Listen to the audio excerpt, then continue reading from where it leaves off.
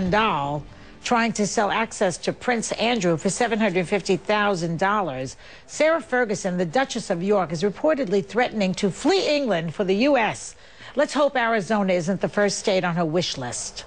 With me to discuss this and more are Bonnie Fuller, president and editor-in-chief of HollywoodLife.com, the Countess Luanda Lesseps, co-star of The Real Housewives of New York, and Eloise Parker, features editor for OK Magazine. Welcome to the show, ladies. Thank you. Bonnie, we've always liked Fergie in the U.S., so do you think this is a good move for her? Absolutely. I think it's time for her to move to the U.S. and get away from the vicious press in England. I mean, from the moment that she started going out with Prince Andrew to marrying him, they've done nothing but attack her. Now, listen, she has brought this latest scandal. Aggravation. Yes, on herself. but you know, I think it is the mark of a woman who's been beaten down and broken and is desperate. Yeah, she's been beaten down and broken by the press and also by the royal family. I mean, the royal family has not treated its daughters-in-law very well. No, Elizabeth hates all of them. She's nasty to all of them, right? Mother-in-law. You know what? They were more generous with Di than they have been with Fergie. Well, yes, Di has gotten more money out of the royal family. Yeah, why did get more Di got millions, money, right? Exactly. And Fergie never saw that kind of money. She was seeing like something like 20 grand. Well, I have no idea. All I can say is that money can buy you contacts, but it can't buy you integrity. And that's why I wrote my song, Money Can't Buy You Class. I can't believe you shamelessly plugged you know in the middle of this conversation. No, but I think it's a good point. Money can buy you contacts, but it cannot buy you integrity. I love it. It's true.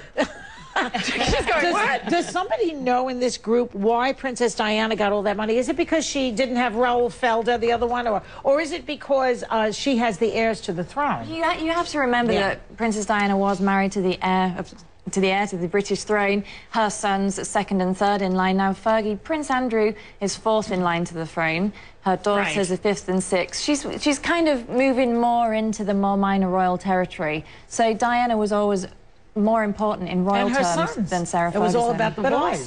But wasn't it also that Diana got smart? I mean, she became very astute with how to deal with the family through her problems with her relationships, and she hired a very clever lawyer who was very strong, and she bargained, and she did have, as you say, she had more weight behind her. Apparently, Fergie was trying to stay in good stead with her mother-in-law, her monster-in-law. And so she only went for the £20,000. That's a ridiculous settlement. $20,000. Obviously, she was desperate. You know, she was drinking during the video. She was, you know, she looked really desperate, and she didn't even ask who this person was. She didn't even know who this person was. She didn't have any kind of information. So, I mean, it just shows to me that she was desperate. And she also had this confidence about her that she said that Edward was willing to play, that Prince Edward was willing to play.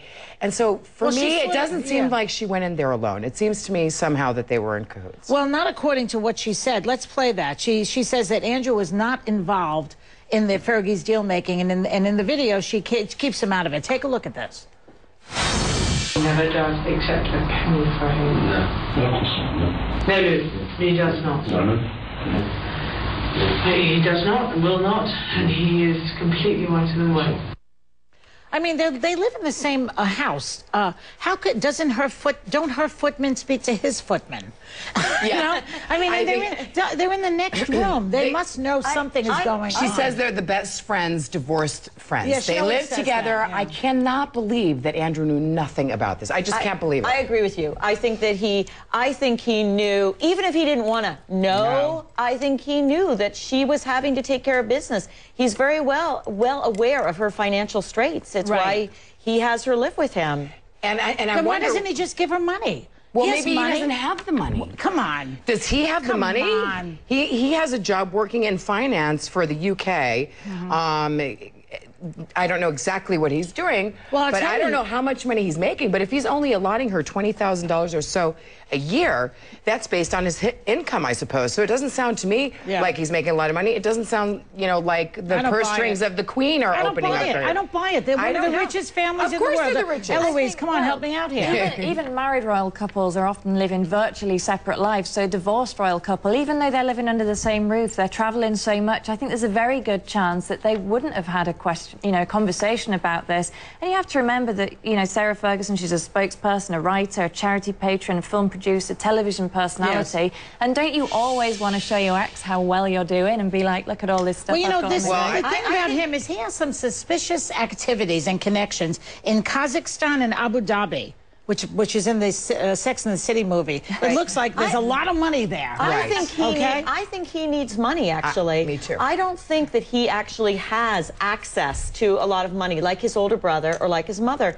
And his mother, the Queen, even though she was once the richest woman in the world, she's notorious for being cheap. She's cheap. How many new handbags and hats does that woman need? No, and how can you let your two granddaughters, the princesses, live Beatrice and Eugenia. Yeah, of course. Eugenia. I know. Now, wait a minute.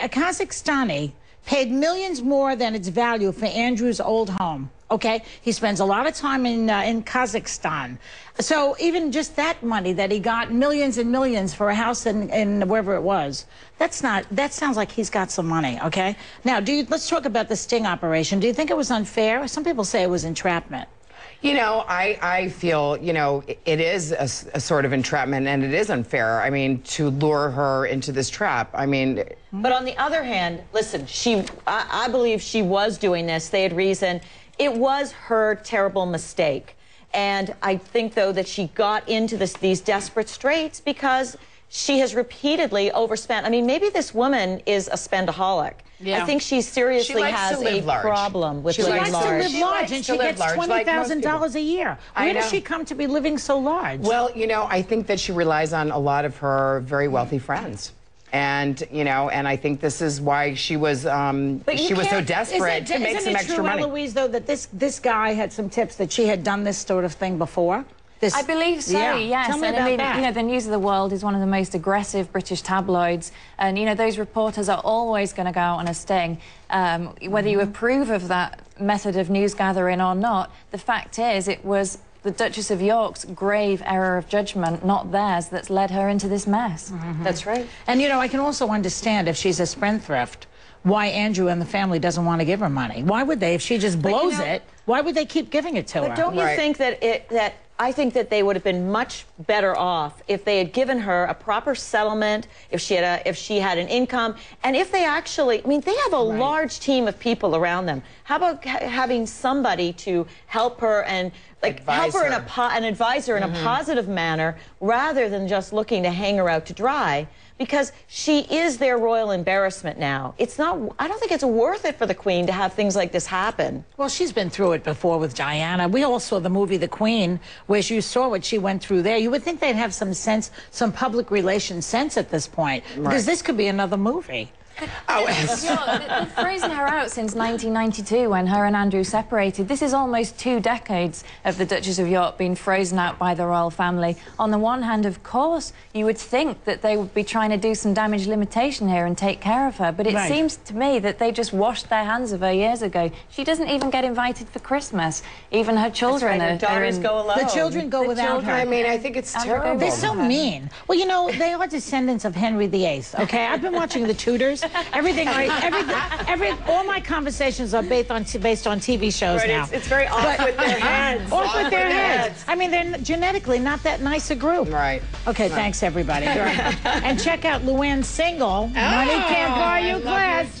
You hear that, Jesse James? It's #8 on iTunes. Thank you.